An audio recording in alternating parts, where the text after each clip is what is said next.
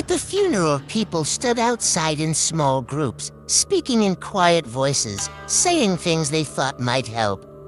Some shook Daniel's hand. Others pulled him into brief, awkward hugs. Most of them didn't know what to say. The casket was already gone. That was the part that stayed with him. When it was finally over, Daniel drove home alone. No music. No phone calls. Just the road and the same thought repeating over and over. She was just here. When he got back to the house, everything was exactly how it had been before. Olivia's shoes were still by the door. Her jacket was still hanging where she left it. Her mug was still on the kitchen counter, half washed. Daniel didn't move anything. He just stood there for a while, looking at it, because moving it would make it real. That night, he didn't sleep. He sat in the living room with the lights on, replaying everything. The last time he saw her. The last thing she said. The phone call. The next day wasn't any better. Neither was the day after that. Days turned into a routine. Wake up. Don't eat. Sit in the house. Walk past her room, but don't go in. Try not to think. End up thinking anyway. By the end of the week, Daniel stopped going out completely. The house felt like the only place left where she still existed. A few nights later, around 2 a.m., he couldn't take it anymore. He got in his car and drove. No destination.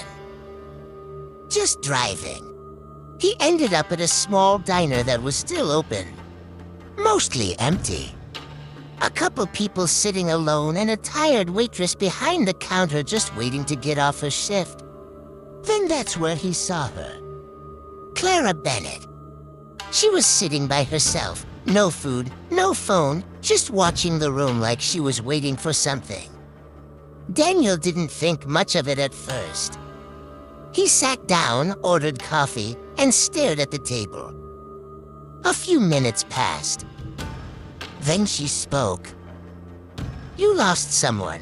Daniel looked up immediately. "How do you know that?" he asked.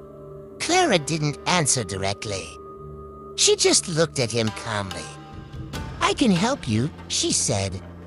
Normally, Daniel would have ignored something like that. But nothing about his life was normal anymore. "What do you mean?" he asked. Clara leaned forward slightly. "I mean you don't have to accept it." Daniel didn't respond. "You can bring her back," she said. That should have ended the conversation. That should have been the moment he got up and left. But instead, he stayed.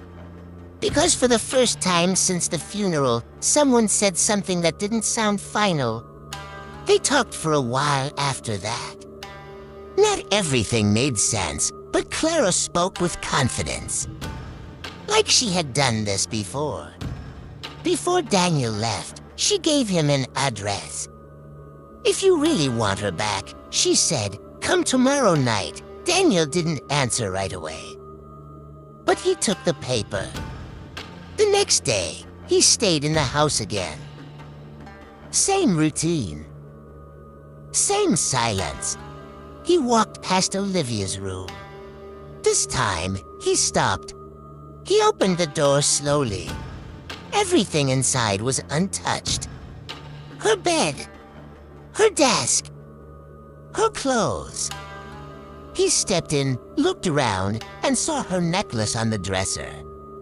The one she wore almost every day. He picked it up. Held it for a moment. That's when he made the decision.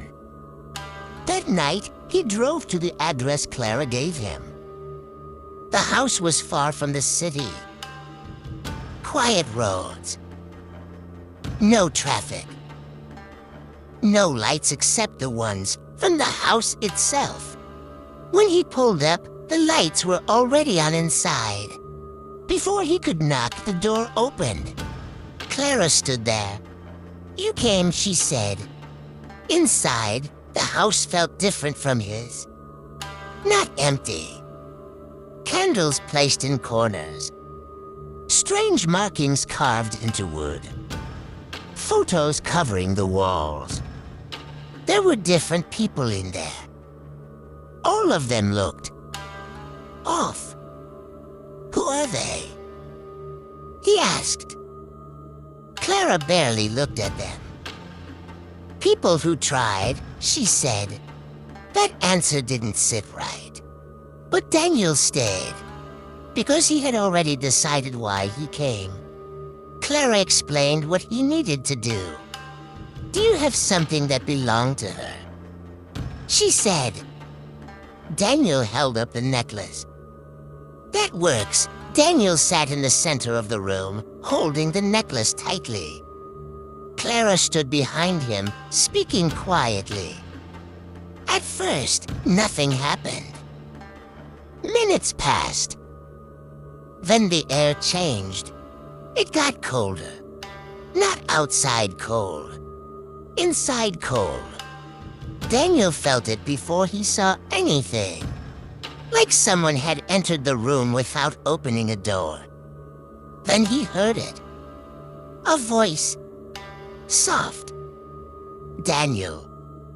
His chest tightened. That was Olivia. He turned slowly. She was standing there. Same face. Same hair. Same clothes from the day she died. But something was wrong. She wasn't blinking. "Olivia," he said. She stepped closer. Her movements weren't natural. Like she was learning how to move again. "You came back," Daniel said. Olivia moved closer. Now he could see her clearly. Her skin looked cold. Her eyes didn't feel right. Then she spoke again. "You shouldn't have called me back." Daniel froze. "What?" he asked. Clara stepped forward. "Hold her," she said. Daniel hesitated. "She's not stable yet." Olivia turned slowly toward Clara. Her expression changed.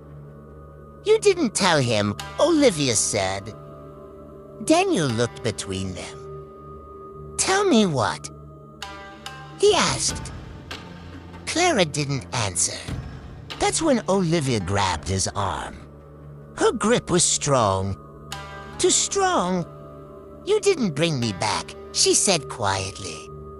Her voice dropped. "You brought something with me." The lights flickered. The shadows shifted. Clara stepped back. For the first time, she looked unsure. "You were supposed to stay controlled," Clara said. Olivia shook her head slowly. "I was," she said. Her grip tightened on Daniel's arm. But something else came through. Clara's face dropped. "No," she said. "Not him." Daniel looked between them. "Who?" Olivia didn't answer. She just smiled. But it wasn't her smile anymore. The lights flickered. Then Olivia spoke again. But the voice was different, deeper, calmer. "I told you I'd come back." Clara froze. Her eyes filled with fear. "You died," she whispered. Olivia took a step forward. "Didn't stop me before." Daniel backed up. "What is going on?" Clara didn't look at him. "My husband," she said quietly. "He wasn't supposed to come back." Olivia's head tilted. "You shouldn't have tried this again," the voice said. Silence. Then Olivia moved. Fast. Too fast. She grabbed the nearest person and slammed them to the ground. No hesitation. No emotion. Just violence. Screams filled the room. Daniel tried to run, but he slipped and got knocked out cold on the floor. One by one, everyone in the room was killed by Olivia, until only Clara was left. Olivia stopped in front of her. Clara was shaking. "Why not me?" A long pause. Then Olivia smiled. Soft. Familiar. "Because I never hurt you," the voice said. Clara's face broke. Tears fell. She stepped closer. Slowly. Like she already knew. "What do we do now?" She whispered. Olivia leaned in. "We continue."